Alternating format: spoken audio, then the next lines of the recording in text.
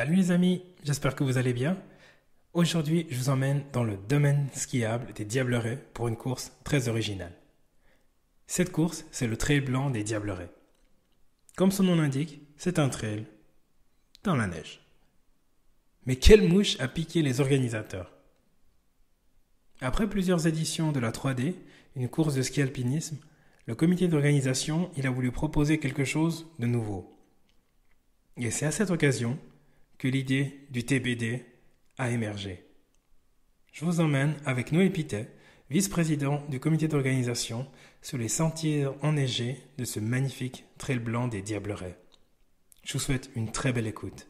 Bienvenue dans Au-delà du mur, le podcast dédié à tous les passionnés de l'asphalte, de la nature ou de la piste.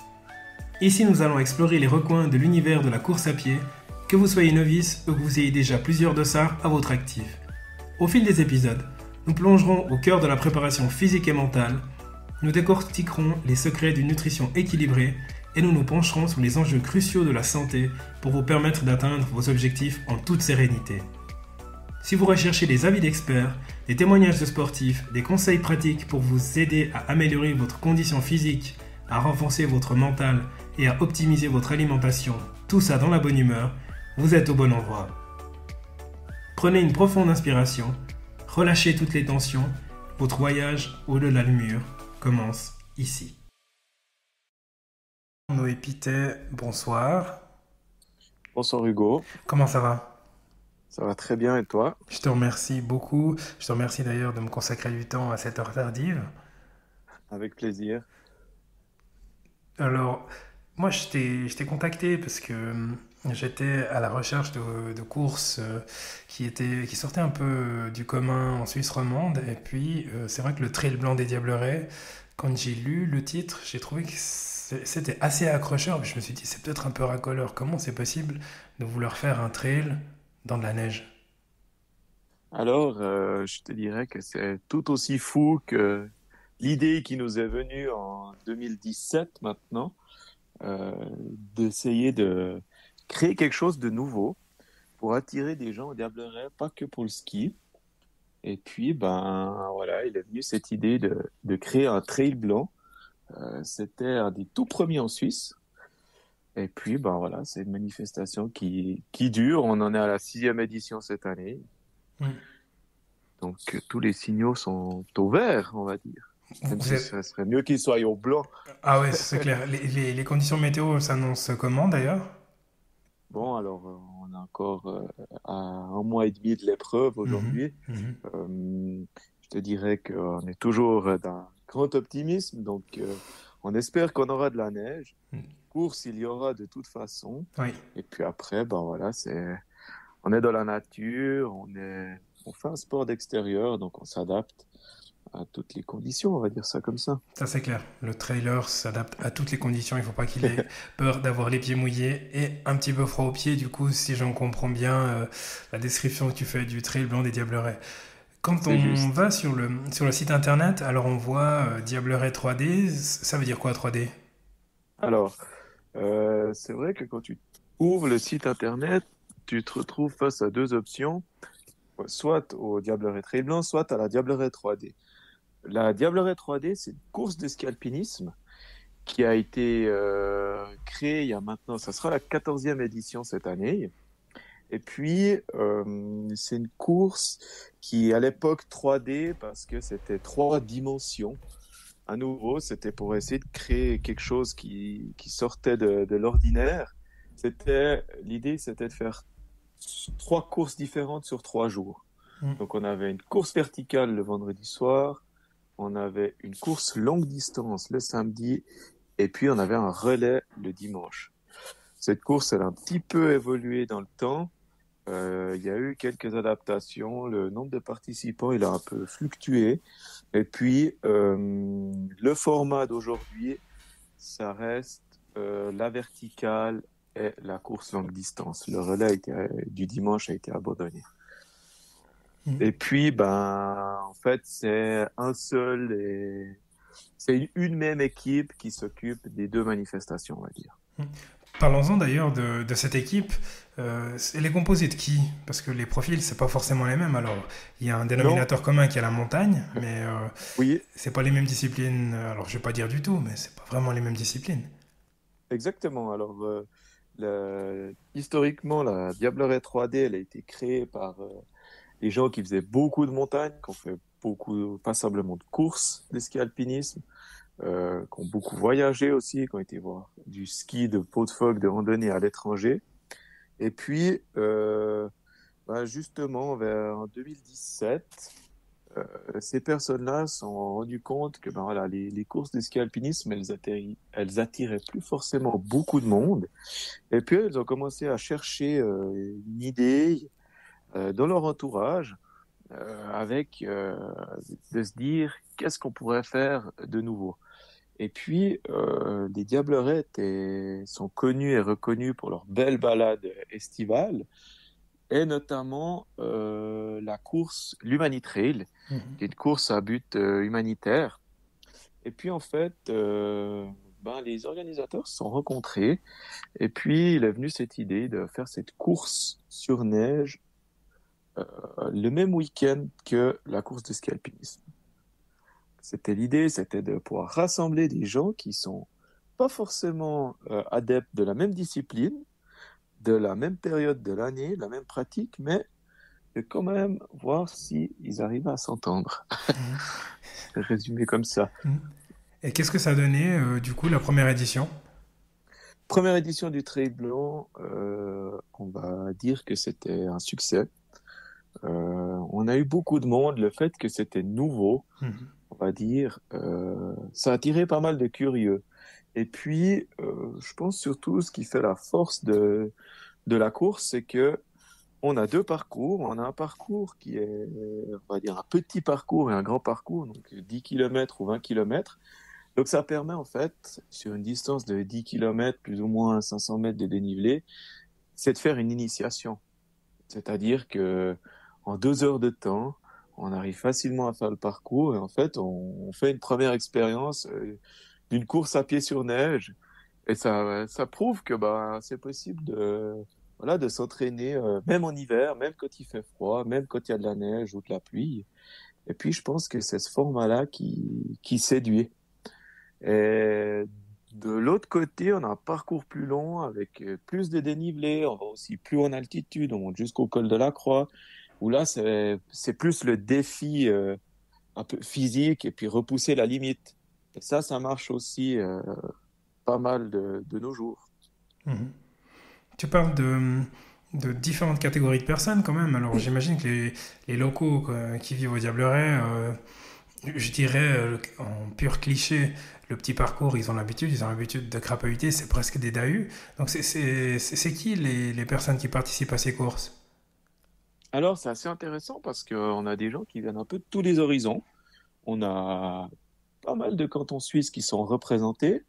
Et puis, on a aussi des coureurs étrangers qui, on ne sait pas vraiment d'où ils viennent et comment ils arrivent ici, on va dire, mais qui ont peut-être un chalet au Diableret ou dans la région, une résidence secondaire, ou qui viennent découvrir par simple curiosité, en fait. Et puis, on a aussi une part de coureurs étrangers qui vient en train, parce qu'on fait partie du Trail by Train Tour. Le Trail by Train Tour, c'est souvent abrégé TTT. C'est en fait un circuit européen de trails qui sont accessibles en train. Et ben, les Diablerets, mieux on pourrait pas faire, on va dire, c'est que le train s'arrête à 200 mètres de l'heure de départ et de l'heure d'arrivée. Donc, voilà, la personne qui voyage un petit peu en Europe en train, ben, peut facilement accéder à notre course. C'est très cohérent. D'ailleurs, j'ai eu l'occasion de discuter avec Jean-Paul Brevier sur ce principe-là. Pour vous, c'était quoi qui a primé d'ailleurs quand tu parles de cet TTT? C'était alors le côté publicitaire ou alors c'était parce qu'il proposait quelque chose qui était en phase avec vos valeurs, du pur opportunisme? Qu'est-ce qui vous a décidé à vous associer au TTT? Donc, bon, je pense que la volonté, Ça a toujours été ancré dans notre ADN de course, que ça soit à la Diableraie 3D ou au Trail Blanc, c'est d'utiliser un maximum les infrastructures existantes et puis de minimiser nos impacts. Par exemple, on n'a pas de rotation d'hélicoptère. Hmm. Les traces du trail, tout ce qu'on peut faire, on va dire, à la main, on le fait. De temps en temps, on s'aide d'une motoneige, mais voilà. Euh, la plupart du matériel est acheminé par les bénévoles qui vont faire les parcours, qui vont sur place le jour de la course et tout ça. Et puis, ben, en fait, quand on est venu nous proposer de participer au TTT, on trouvait que l'idée était bonne. Et puis, ben, on était encouragé par le fait qu'on a le train qui arrive juste à côté de notre manifestation. Hmm. Et c'est quelque chose aussi qu'on voit de plus en plus en dehors des deux courses. On a quand même passablement de monde qui vient skier en train au Diableret, justement par cette facilité d'accès. Et puis, on est un peu les premiers de tout le bassin lémanique. On est un peu la première station accessible. Donc, on trouvait pertinent de faire partie de ce circuit, de consacrer un peu d'énergie pour le mettre en place. Et on a juste imposé, on va dire, une seule condition, c'est que on est le seul trail blanc de tout le circuit TTT. Mhm. Belle exclusivité, effectivement. Voilà. Au début, tu disais donc vous étiez le premier en Suisse. Depuis, est-ce qu'il y en a eu d'autres de trail blanc en Suisse, sans vouloir forcément leur faire de la publicité? Alors, sauf erreur, il y a quelques trails blancs en Suisse actuellement. Euh, Affirmer avec certitude qu'on était le premier, j'arriverai pas à le confirmer, Mhm. mais on était en tout cas dans les tout premiers. Mhm. Aujourd'hui, c'est quelque chose qui marche un petit peu. Je crois qu'il y en a quelques-uns du côté du Jura ou en Valais. Mhm. C'est pas non plus quelque chose de courant. C'est vrai que les calendriers sont déjà très remplis pour les athlètes, autant de course à pied que de ski alpinisme. Donc, venir s'insérer dans ce calendrier-là, c'est pas quelque chose qui est évident. Mhm. Nous, on a quand même la chance d'avoir la 3D qui est maintenant est sur sa 14e édition. Donc, voilà, on s'est permis de proposer cette opportunité-là. Mais les trails blancs restent assez rares en Suisse. Un Mhm. petit peu plus répandus en France, mais relativement rares, en tout cas en Suisse romande. Donc ça reste vraiment une offre annexe. Donc pour le moment, le Trail Blanc des Diablerets, il n'est pas en passe de surpasser justement le ski alpinisme. Tu disais avant que la fréquentation elle est peut-être en baisse au niveau du ski alpinisme. Tu vois pas le Trail Blanc des Diablerets dépasser le ski alpinisme en termes de fréquentation lors de cette édition, par exemple. Alors, on voit qu'on a presque plus de coureurs sur le trail que sur la course de ski alpinisme, hein. Mhm. D'année en année, euh, c'est très difficile à expliquer, Mhm. euh, mais c'est un peu un phénomène général, on va dire. On voit hein, les inscriptions pour la patrouille des glaciers. Il y a quelques années, il fallait se battre pour avoir des places, c'était des tirages au sort. Les dernières éditions, sauf erreur, tout le monde a été pris. Mhm. Les autres courses, que ce soit de ski alpinisme ou même de trail, ont de manière générale un peu une baisse. Par contre, on va dire les épreuves extrêmes, Mhm. enfin, des longues distances ou des choses comme ça qui sortent un peu du cadre, là, il y a quand même, à chaque fois qu'une nouvelle course est créée, il y a de l'engouement. Mhm. Après, pour les pérenniser, c'est pas forcément évident. Il faudrait presque réussir à se réinventer chaque année, on va dire. Ouais.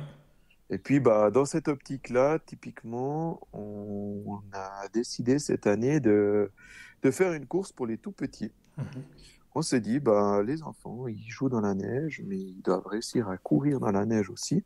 Donc, on va faire un espèce de petit parcours d'initiation, environ 1 kilomètre, autour de l'aire de départ et d'arrivée. Et puis, on va jouer un petit peu avec les infrastructures qu'on a sur place. Par exemple, on a la place de jeu. Mhm. La place de jeu en hiver, c'est assez cool quand même. Donc voilà, on essaye ouais, de créer quelque chose un peu nouveau, de voir qu'est-ce que les gens attendent. On réfléchit peut-être sur un jour faire une distance un peu plus longue, Mhm. qui sait, peut-être 35 kilomètres, 40 kilomètres. Et voilà, ça fait un peu partie du jeu des organisateurs, cette espèce de fluctuation du nombre de participants qui n'est pas forcément explicable. Mhm. Oh, clairement. Mais c'est vrai que la volonté de se réinventer, alors c'est toujours clairement un immense défi de proposer quelque chose de différent, une alternative au ski.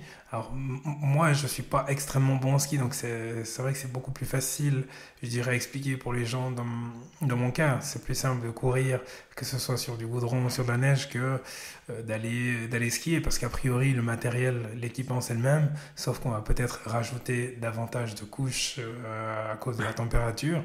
Ça glissera peut-être un peu plus, mais c'est vrai que c'est quand même pas la même discipline que le ski alpinisme. Oui, c'est totalement différent, on va dire. Mm. C'est, c'est pas deux mondes, mais oui, il y a quand même une différence. Mhm. Et puis Une différence. puis si on prend au niveau préparation, alors je suis quelqu'un qui aime bien, qui adore, qui fait beaucoup de courses à pied, je trouve, en tout cas selon mes proches. Quand on court sur la route ou que ce soit en montagne, dans les talus, c'est quand même pas la même chose que dans la neige. Exactement. On va dire que quand tu cours l'été, les chemins sont plus ou moins secs. Le printemps ou l'automne, un petit peu moins. Des fois, c'est un petit peu plus glissant et tout ça. La neige, c'est quand même quelque chose d'autre. Tout d'un coup, elle peut être très dure, très glace. Elle peut être très molle aussi. Mm. Elle peut être dure à compacter, c'est-à-dire qu'on s'enfonce. Donc, c'est beaucoup plus aléatoire de courir sur la neige que de courir en été, on va dire. On a estimé un petit peu comme ça à la louche. On va dire que courir dans la neige, en moyenne, c'est presque 30% d'effort en plus, entre 20 et 30% d'effort, suivant les conditions. Mm. Ouais, donc c'est ce qui n'est pas du tout négligeable, surtout quand tu considères la montée.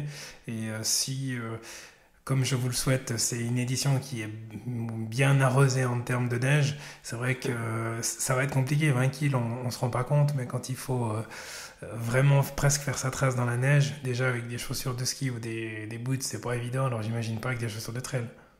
Exactement. Mm. C'est pour ça qu'on met quand même beaucoup d'énergie dans la préparation. Mhm. On a toujours eu des retours très positifs de tous les coureurs Mm.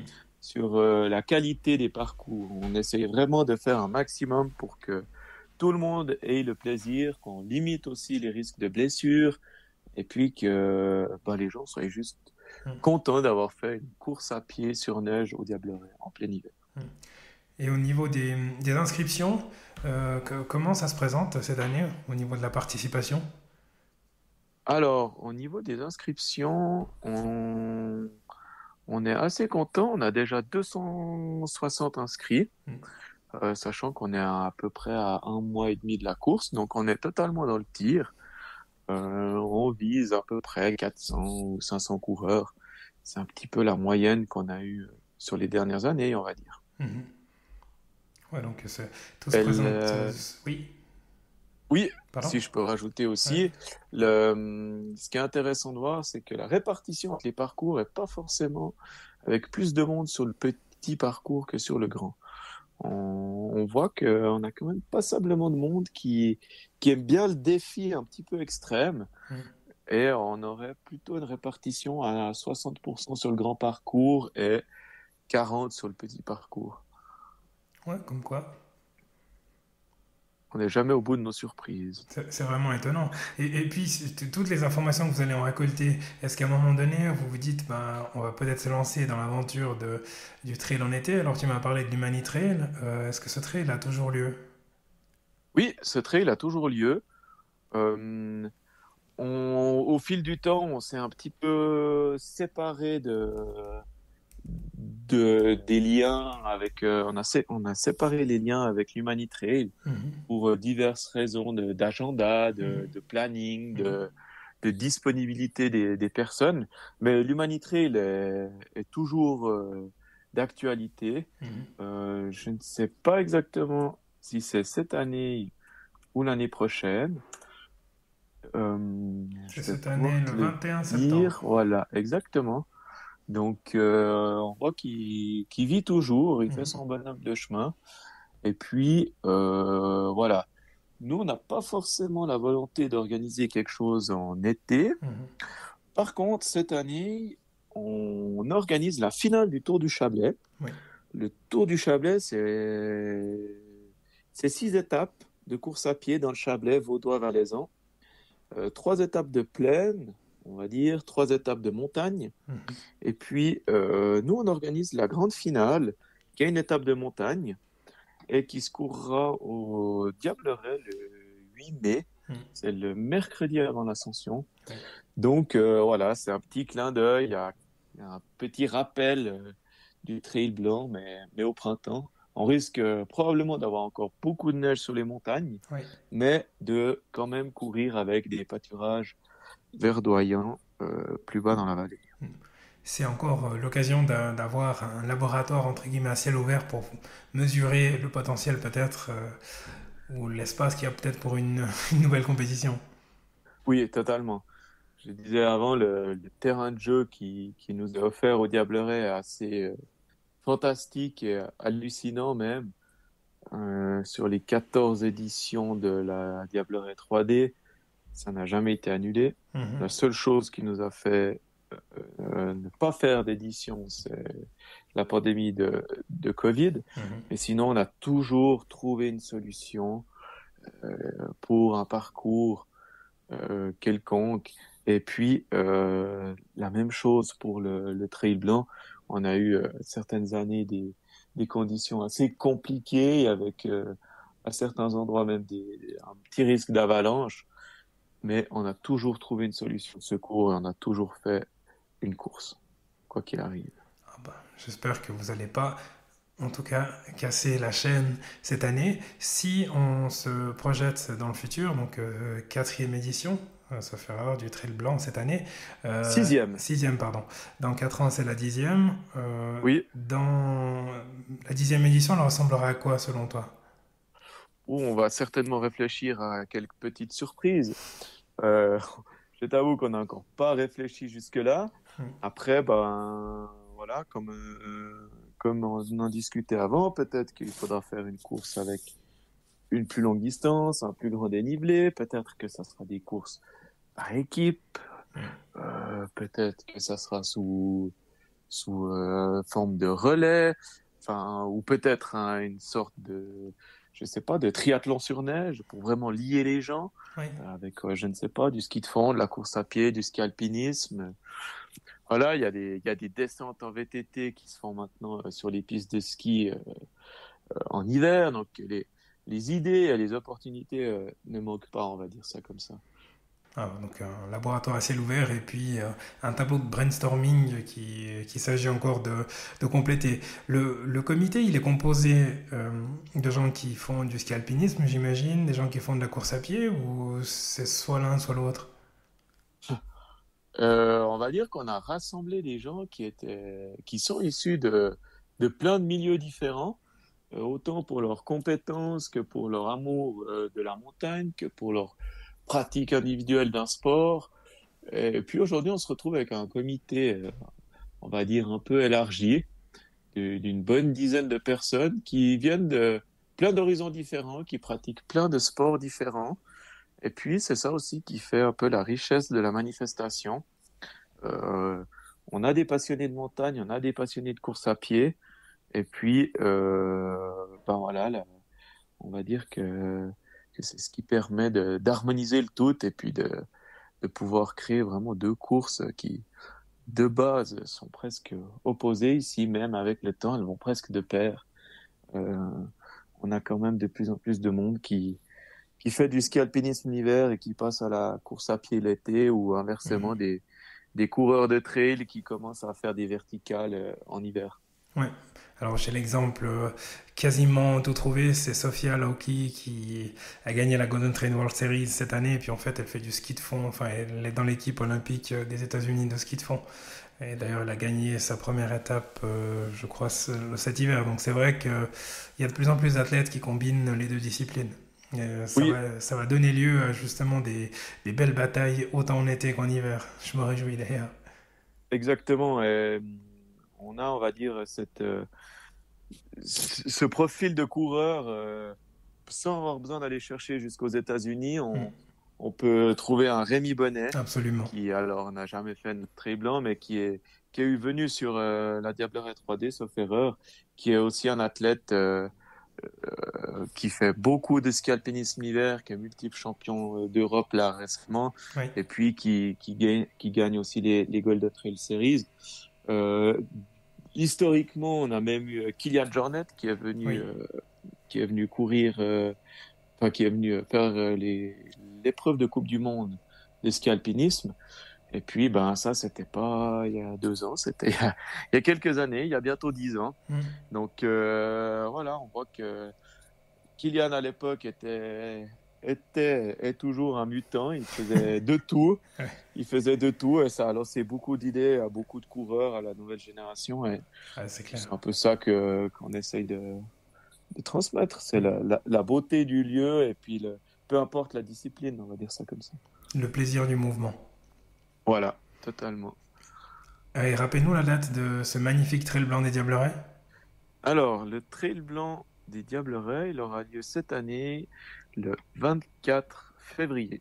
Mm. On peut encore s'inscrire sur place ou c'est seulement sur Oui, Internet? bien sûr, les D'accord. inscriptions sont ouvertes en ligne, sauf erreur, jusqu'au mercredi avant la course. Et puis après, il y a toujours moyen de s'inscrire sur place, bien entendu dans la limite des places disponibles, mais normalement, on a de la marge, donc ça devrait être tout bon. Bon, ben, je vais regarder la météo et d'un coup, je vais faire un petit tour en famille le 24 février. Avec plaisir, tu seras bien accueilli par tous les bénévoles qui ont un grand plaisir à toujours accueillir ces coureurs et coureuses, que ce soit en ski alpinisme, en trail, pour la verticale. Et puis, si tout d'un coup, tu es pas trop motivé, un petit peu un manque d'entraînement ou fatigué, ben, il y a toujours de la place pour faire bénévole. Voilà, il y a toujours Ça, c'est moyen, important exactement, d'apporter sa pierre aussi. à l'édifice. Vous en cherchez encore tout le temps, en fait, j'imagine. Oui, alors, on ne refuse jamais un bénévole qui vient nous accorder de son temps. Mhm, Donc, on a toujours un petit boulot sympa à faire. Donc, voilà, les bénévoles sont bienvenus. Ils peuvent aussi s'inscrire sur le site internet. mhm. Et puis, voilà, c'est une fête du sport un peu pas dans toute sa largeur, mais voilà, du sport en montagne, l'esprit libre. C'est magique. Je rappelle le site internet, donc c'est diableret3d.ch, c'est ça? C'est, c'est exactement ça. Oui. Et puis, à ce moment-là, il y a la possibilité de partir donc plutôt sur la course à pied avec le Diableret Trail Blanc ou plutôt sur la Diableret 3D pour le ski alpinisme. Fantastique. Bah, je te souhaite une fantastique édition, en tout cas Noé. Merci beaucoup d'être venu partager en tout cas l'esprit de cette course qui est vraiment magique pour être allé au Diableret, faire de la luge pour le coup. C'est vraiment un endroit que j'adore.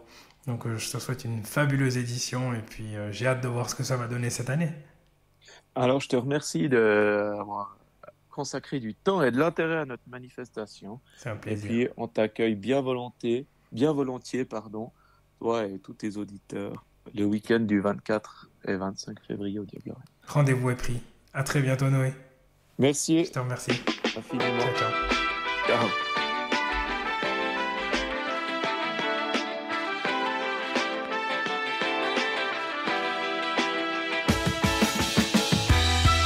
Si cet épisode vous a plu, merci de lui laisser un avis 5 étoiles et partagez-le avec vos amis et votre famille. Me laisser un commentaire, c'est m'offrir l'occasion de m'améliorer pour continuer à être écouté par vous.